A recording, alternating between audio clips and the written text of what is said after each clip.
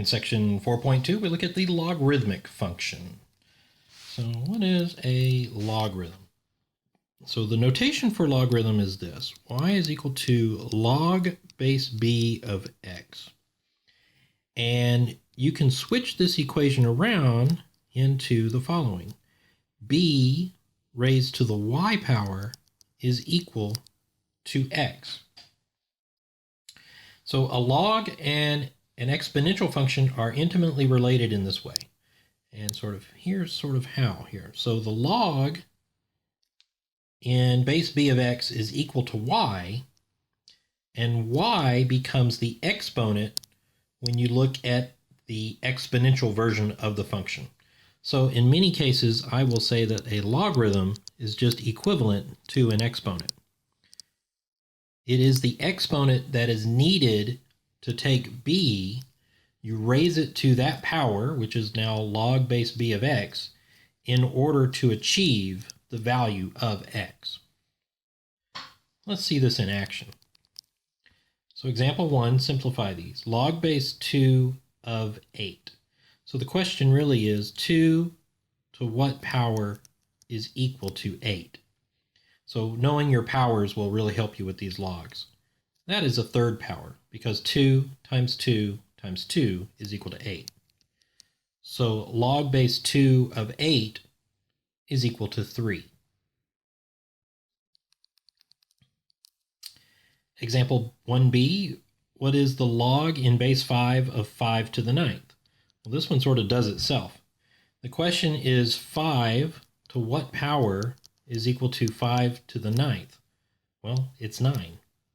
So because 5 to the 9th is equal to 5 to the 9th. And there is no other power that you could raise 5 to get what 5 to the 9th is. Notice I didn't even need to know what 5 to the 9th is. I have no idea what that is.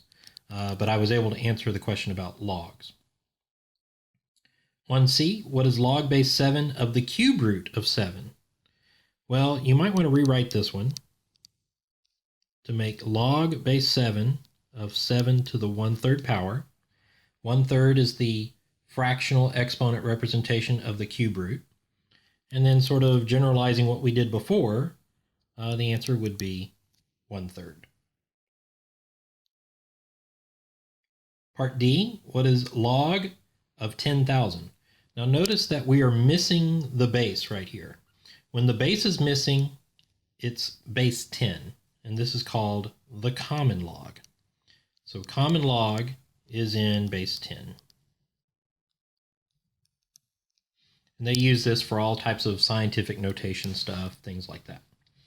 So the question really becomes 10 to what power is equal to 10,000?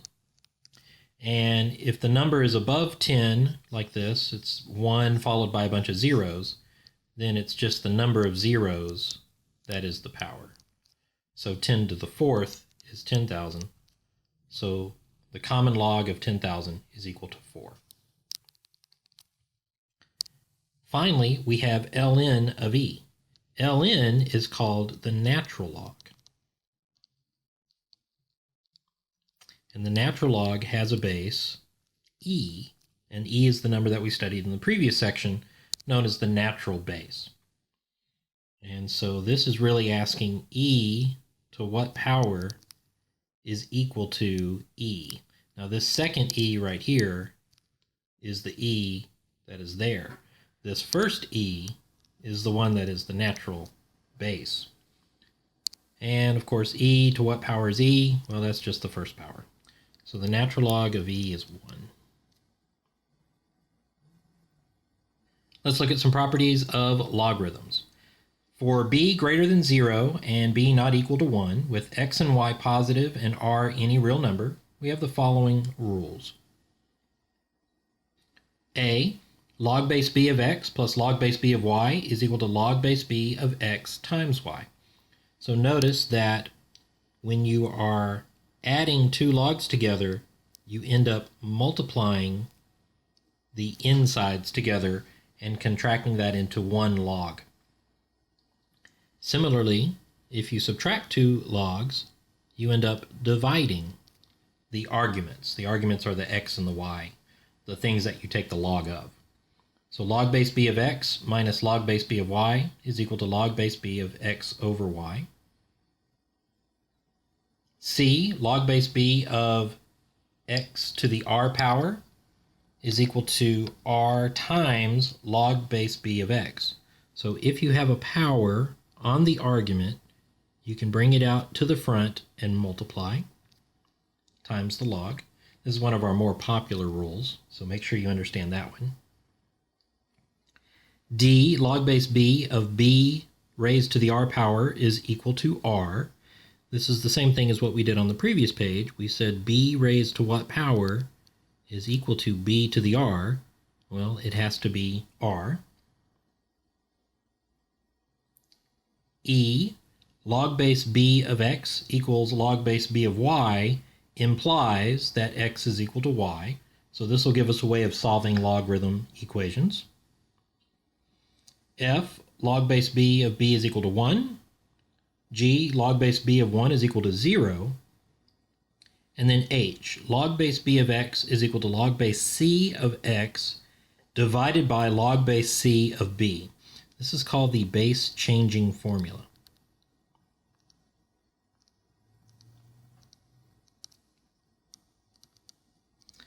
And you might need this to evaluate some logarithms. So for example, let's say that we had log base 12.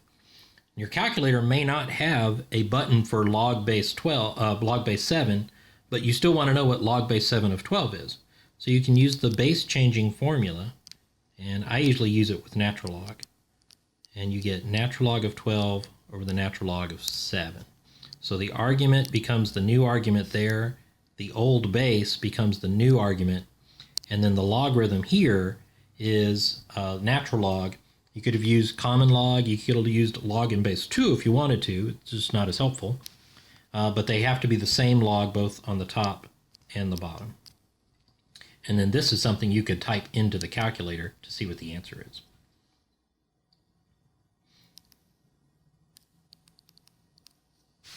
Let's look at example number 2. Simplify to a single logarithm. 5 log base 2 of x minus 3 log base 2 of y plus 1/2 log base 2 of z. So the first step is to move these coefficients back into the log as powers.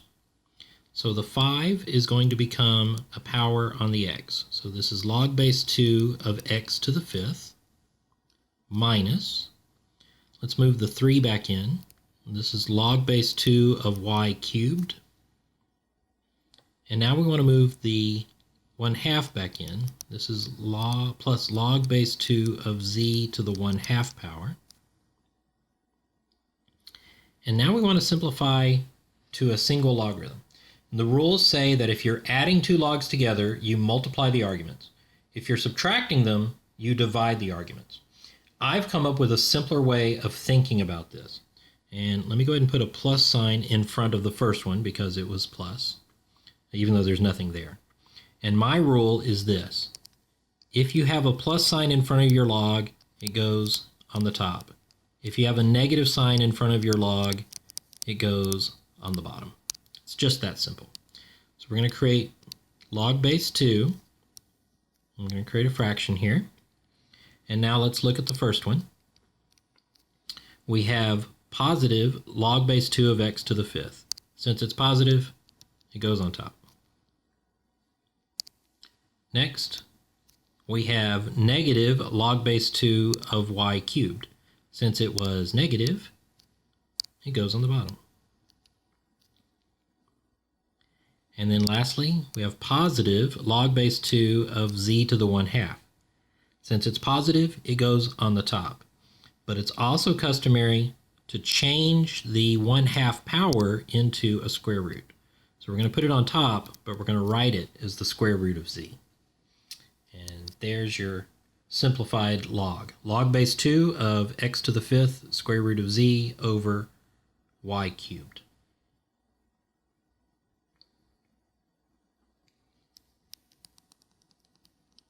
Let's look at example 3. Expand completely, write powers as factors. So I'm going to use the rule in reverse this time. anything that was on the top is going to be positive. So we're going to have natural log of p to the 7th. And then the q, I want to get rid of the q, so I'm going to make that minus natural log of q.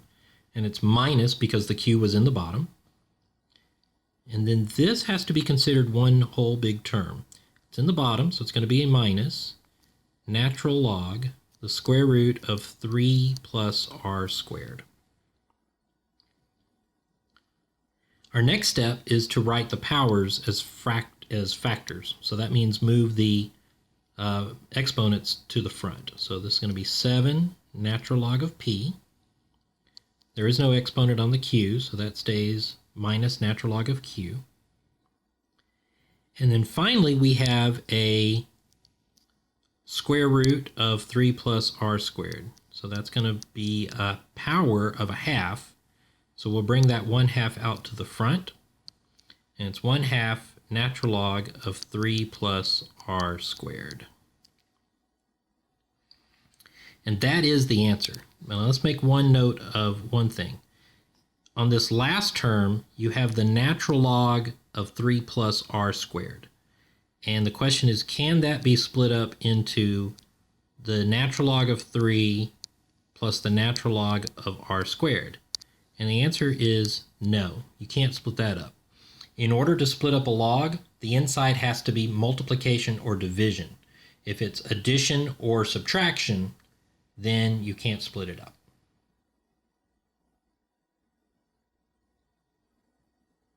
Next, let's study the graphs of logarithmic functions.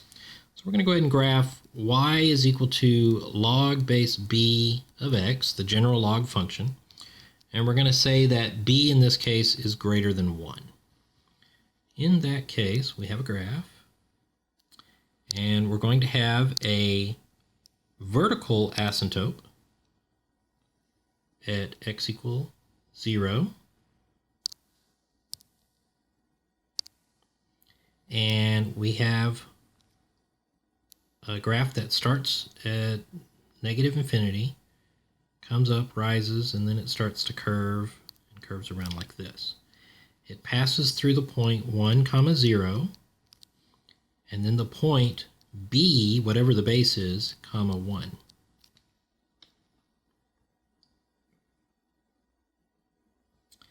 And that's your basic graph when b is greater than 1.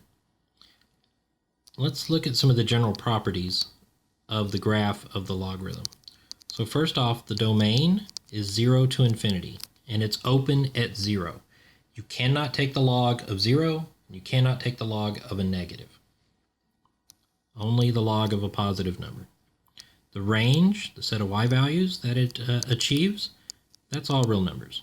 So it's going to continue to rise as it goes to the right, slowly, but it does continue to rise. It does not level off to a specific number. Number 3, the vertical asymptote that we talked about, is x equals 0. Number 4, it passes through the points 1, 0 and b, 1.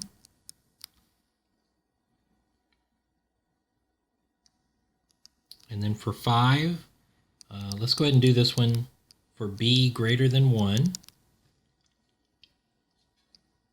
We need to take the limit as x goes to 0 from the right side. So we're coming in from the right side of the log function, log base b of x. That goes down to negative infinity. So all this is referencing is this vertical asymptote behavior. It's coming in from the right and it's headed down toward negative infinity. And the limit as x goes to infinity of log base b of x, that is equal to positive infinity.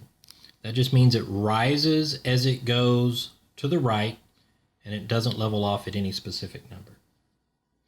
Now we'll go ahead and do this here as well for the graph where b is between 0 and 1. The first 4 are the same, but number 5 is the one where it changes. And so the limit as x goes to 0 from the right side of the log function, This one goes to positive infinity. When the limit as x goes to infinity of log base b of x, that's equal to negative infinity. So if the b is between 0 and 1, then the graph looks something like this. Still goes through 1, 0, and it still goes through b, 1, but the b is now on the left side because b is between 0 and 1. It's actually just a mirror image over the x-axis of the one on top there.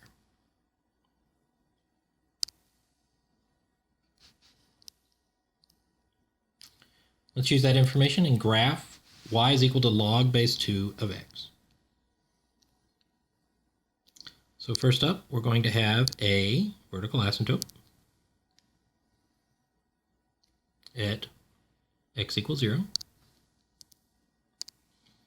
And then because 2 is greater than 1, it's the increasing logarithm. And it passes through 0, 1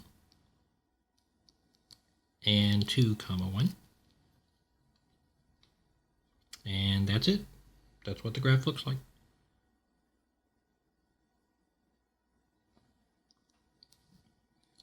Example number 5, solve for x. So we have log base 3 of 2x minus 1 is equal to 2. So my strategy for solving this one is to revert to exponential equation. So if I change this back to an exponential equation, this would be 3 squared is equal to 2x minus 1. Well, 3 squared is equal to 9. That's equal to 2x minus 1. I'm going to flip it around so that the x is on the left side. And then just solve for x.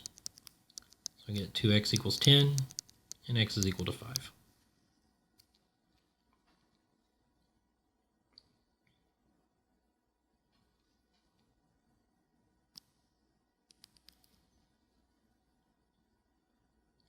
Example 6, solve for x.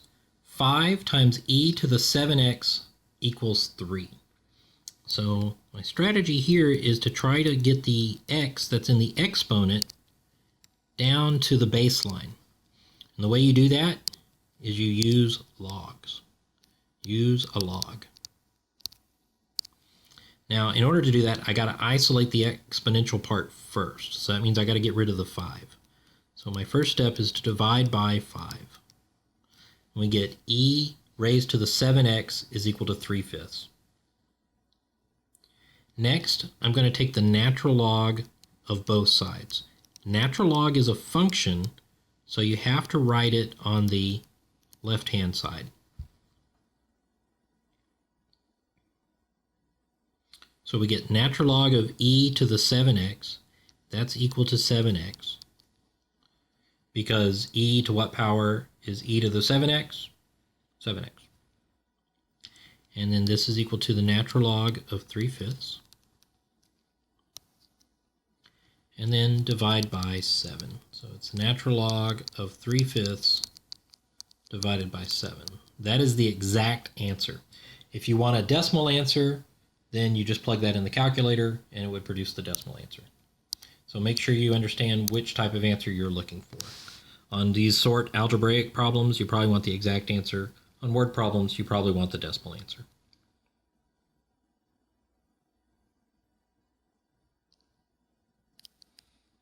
Example number 7. The population of a small county in the year 2000 was 3,200 people, and in 2010 was 4,500 people.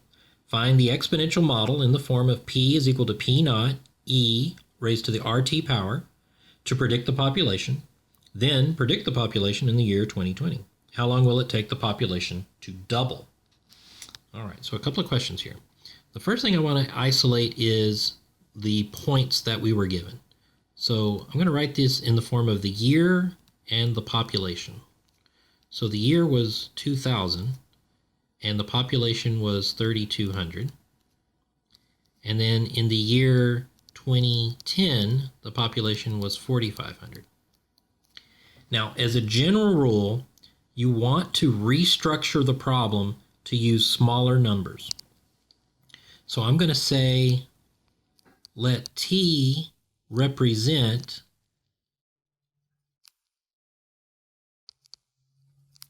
the number of years since 2000.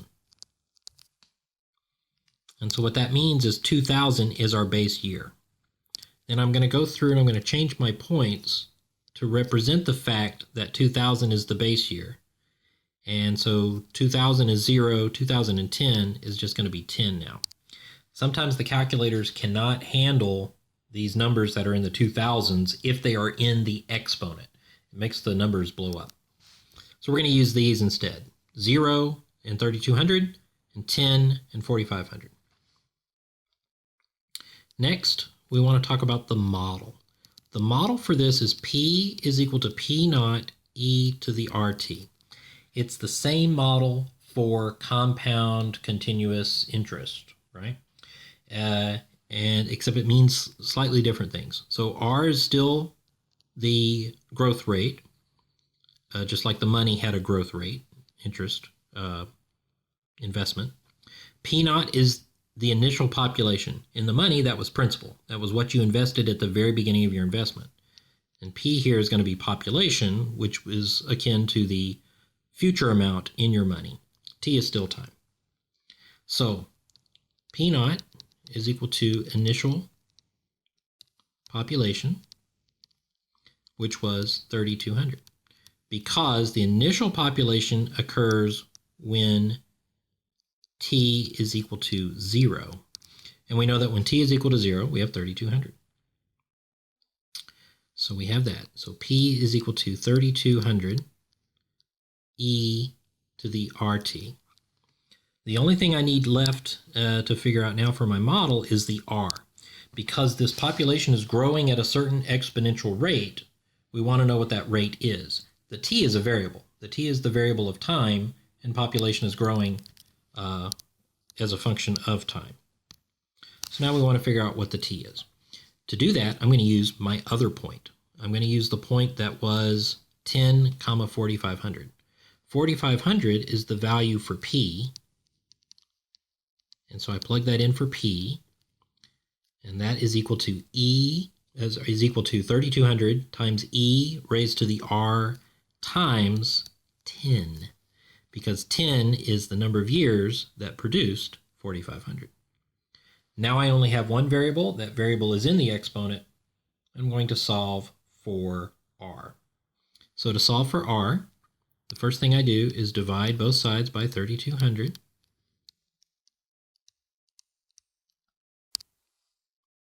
And I'm going to go ahead and knock off the zeros here. So this is going to be 45 over 32 is equal to e to the 10r. Next, I'm going to take the natural log of both sides. And when I take the natural log there, I get 10r on the right side. The left side stays the same. Natural log 45 over 32. And then divide by 10. So r is equal to the natural log of 45 divided by 32 divided by 10. This is approximately equal to 0.03409.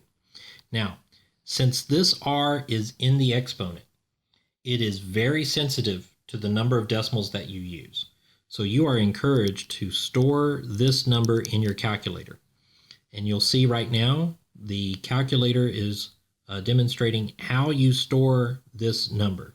Once you get the result in the calculator, and if it's the last resort, then you just push store, then alpha, and then the letter that you want to store it as. In this case, we're going to store it as r. Press enter, and the calculator has stored this value as r. Now to call up this value, you just use alpha r, and it presents the number that was stored. Now this isn't quite the rest of the model. We need to figure out the rest of it here. So this is going to be P is equal to 3200 E raised to the 0.03409 T. So that's the model. Now we want to predict the population in the year 2020. So that means T is equal to 20. So we get P is equal to 3200 E to the 0.03409 times 20. Work that out, round to the nearest person, and you get 6328 people.